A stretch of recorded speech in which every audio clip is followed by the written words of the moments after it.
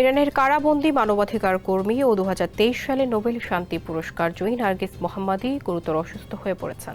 শারীরিক অবস্থার অবনতি হওয়ায় গত 1 মে শুক্রবার তাকে কারাগার থেকে হাসপাতালে স্থানান্তর করা হয়েছে। নার্গিস মোহাম্মদী ফাউন্ডেশন জানিয়েছে, তিনি উত্তর পশ্চিমাঞ্চলীয় জানজান কারাগারে 2 বার সম্পূর্ণ অচেতন হয়ে পড়েন। তিনি গুরুতর হৃদরোগজনিত সংকটে ভুগছেন। গত মার্চের শেষ দিকেও তিনি একবার হৃদরোগে আক্রান্ত হয়েছিলেন বলে তার আইনজীবীরা জানিয়েছেন। শারীরিকভাবে তিনি এতটাই দুর্বল যে বর্তমানে হাঁটার জন্য তাকে নার্সের সহায়তা নিতে হচ্ছে। 53 বছর বয়সী এই মানবাধিকার কর্মী বিভিন্ন মেয়াদে কারাদণ্ড ভোগ করছেন। পরিবারের দাবি, গ্রেপ্তারের সময় তার উপর চালানো শারীরিক নির্যাতনের কারণেই স্বাস্থ্যের এই চরম অবনতি হয়েছে। নোবেল কমিটিও তার উপর চালানো এই জীবনহানিকর নির্যাতনের তীব্র নিন্দা জানিয়েছে।